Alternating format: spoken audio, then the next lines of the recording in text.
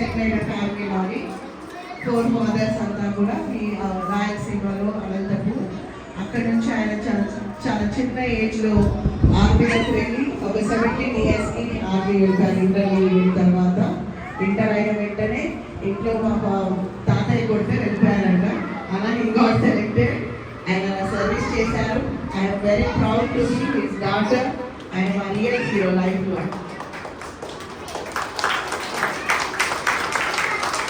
మా నాన్న గురించి ప్రత్యేకంగా చెప్పాల్సిన విషయం అదొక ఇండియన్ ఆర్మీలో సర్వీస్ చేయడం అనే ఒక ఇండియన్గా ఆయన చేసిన సర్వీస్కి గాను ఎన్నో మెడల్స్ కూడా వచ్చాయి. ఒక 11 మెడల్స్ మా నాన్న రిసీవ్ చేసుకున్నారు. తర్వాత ఆయన ఆర్టిస్ట్లో మళ్ళీ వర్క్ చేశారు. చాలా చిన్న వయసులో 48 అయిపోయి 49 ఏళ్ళలో ఆయన హార్ట్ అటాక్ వచ్చి చనిపోయారు. అప్పుడు మేము ఇంటర్ చదువుతున్నాను. అప్పుడు మా నాన్నగారు చనిపోయారు. ఆయన ఎంతో సేవ చేయడమే దేశానికే కాదు కుటుంబంలో కూడా మా ఫాదర్ ఒక రోల్ మోడల్గా ఉండేవాడు. ఆయన నేరను మీ అందరికీ ఏదో గొప్పగా చెప్పాలని చెప్పట్లేదు. నేను మనస్ఫూర్తిగా ఒక కూతురుగా మేము అనుభవించిన ఆ ప్రేమని మీ అందరికీ పంచుకోవడానికి నేను ఎంతో సంతోషిస్తున్నాను ఈ ప్లాట్ఫామ్ త్రూ. ఆయన ఎంత ప్రేమ గలవారంటే నలుగురు పిల్లల్ని ప్రతిరోజు ఆఫీస్ నుంచి వచ్చాక ఇలా చుట్టూ కూర్చోబెట్టుకునే భోజనం చేసేవారు.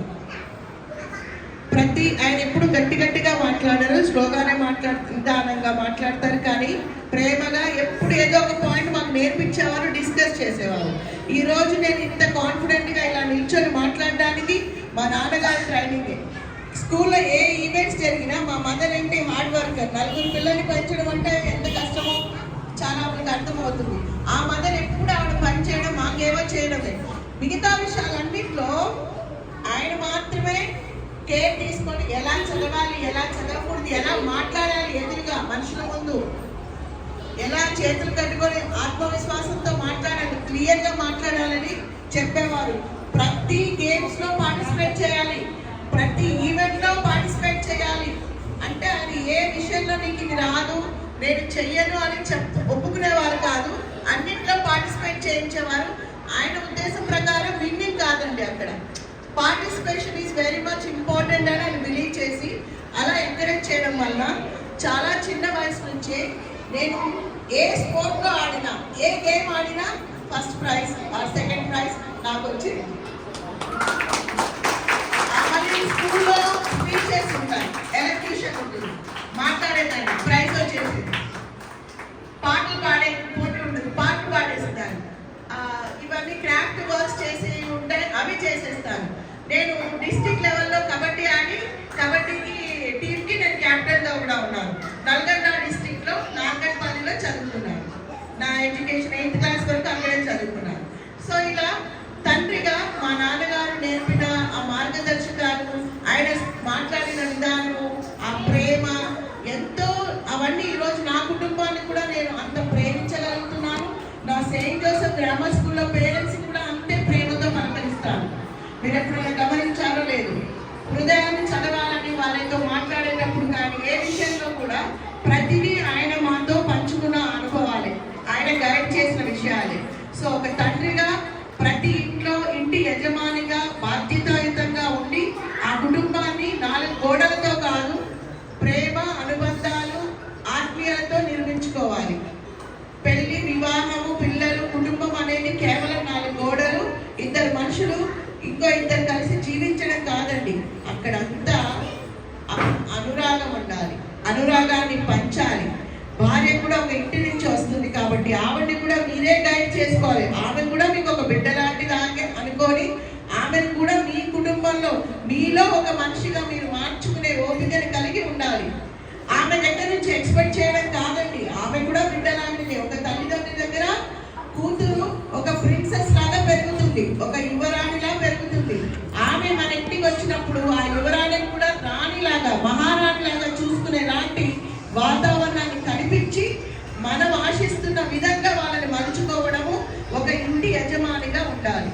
సో మా నాన్నగారు ఎంతో ఓపికని కలిగి ఉండి మా మదర్కి, మేము 4 పిల్లల వల్ల 2 కలిసి పనులు పంచుకునేవారండి. మా నాన్నగారు లేచిన వెంటనే కొంచెం పిల్లలు కదా పక్కన చనిపేస్తే అవన్నీ వాటర్లో తీసి ఆరేసేవాళ్ళు. ఇల్లు చేసేవారు, నాన్న ఒకసారి ఆయన చేసేవారు, అమ్మ వంట చేసేసింది, లేదా అమ్మ ఆయన వంట చేసేవారు, అమ్మ ఇంకేం పనులు. అంటే చిన్నప్పటి నుండి ఎలాంటి వాతావరణం పెరిగానో చెప్తున్నాను. నాకు ఆ వాతావరణం ఎంత ప్లస్ పాయింట్ అయిందో చూడండి. ఈ రోజు ఆ రోజు మాకు ఈ పనులు చేయమని ప్రత్యేకంగా చెప్పలేదు, కానీ పెద్ద అయ్యాక అంత బాధ్యతాయుతంగా ఉండడాన్ని నేర్పించారు మా అమ్మ కానీ నాన్న కానీ. సో ఇలాంటి వాతావరణాన్ని కల్పించడం ప్రతి కుటుంబంలో జరగాల్సిన విషయమే తప్ప దాని ప్రతి ఇంట్లో కంప్లైంట్సే ఉంటాయి. భార్య గురించి, భార్య భర్త గురించి, కానీ ఇద్దరు కలిసి ఆ సమస్యల్ని పరిష్కరించుకొని ముందుకెళ్ళాలనేది చాలా తగ్గిపోతుంది. సో మన ఇద్దరం కలిసే కదా ఈ బంధంలోకి వచ్చాము. ఇది ఆయన మీద కంప్లైంట్ ఏంటి, ఇది ఆమె మీద కంప్లైంట్ ఏంటి, ఇది ఎలా పరిష్కరించుకుందామంటే మాటలు కావాలి. దానికి ఏం కావాలి? కమ్యూనికేషన్ కావాలి. సో చిన్న రెస్పెక్ట్ కావాలి. మీరు ఎప్పుడైతే మీ భార్యని ఇంట్లో రెస్పెక్ట్ చేస్తారో ఆటోమేటిక్గా మీ కుటుంబంలో అన్ని పర్ఫెక్ట్ గా జరుగుతాయి. మీ పిల్లలు అద్భుతమైన సిటిజన్స్ గా మారుతారు.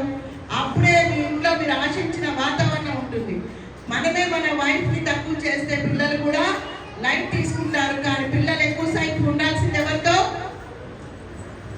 తల్లి దగ్గర, తల్లి చోటనే ఉంటారు.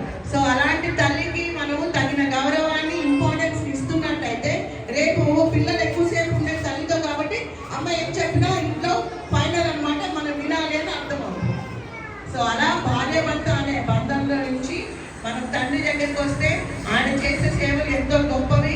ఎన్నో కష్టాలని అనుభవాలు, ఎన్నింటిలో బయట చాలా ఛాలెంజెస్ ఫేస్ చేసి మన కోసం ఎన్నో సహకరించి సమకూర్చే హస్బెండ్ భార్యలు కూడా అంతే గొప్పగా రెస్పెక్ట్తో చూసుకోవాలి, ప్రేమగా చూసుకోవాలి, అర్థం చేసుకోవాలి. ఇది వైస్ వర్సా అండి. Vice versa, give respect, take respect లాంటిదే ఉంటుంది. కాబట్టి భర్త కూడా ఒక పసిబిడ్డవాడు అంటాడు. తల్లి తర్వాత వైఫే అతనికి అమ్మలాగా అన్ని విషయాలు. సో అర్థం చేసుకోవాలి, ప్రేమని పంచాలి, సహకరించాలి, ఇల్లు అద్భుతంగా ఎదిగేలాగా చూసుకోవాలి. ఎప్పుడు ఒక పాజిటివ్ ఎనర్జీతో ఉండాలి. మనం ఇంట్లో ఉన్న భార్యలను అంటే ఎంత పాజిటివ్గా ఉంటే వాళ్ళలో అంత హుషారు వస్తుంది. అంత యాక్టివ్గా ఇంట్లో లక్ష్మీదేవి పొంగుతూ కురుస్తూ ఉంటుంది. ఏమున్నా లేకపోయినా మీరు ఆడవాళ్ళు గుర్తుపెట్టుకోండి, చక్కగా ముస్తాబు అవ్వండి చాలు. వద్దన్న లక్ష్మీదేవి వస్తూనే ఉంటుంది. మీరు చూస్తూ ఉండండి, చక్కగా ముస్తాబు అవ్వండి.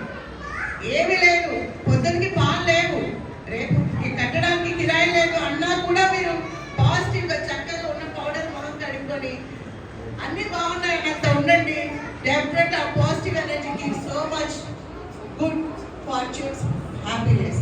సో ఇప్పుడు తల్లిదండ్రులలో మనం తండ్రి గురించి మాట్లాడుతున్నాం. ఇక్కడితో కుటుంబం యొక్క కౌన్సిలింగ్ సరిపోయింది. ఫాదర్స్ వచ్చి వాళ్ళ తండ్రి గురించి, మీ తండ్రి మీ జీవితంలో ఎలాంటి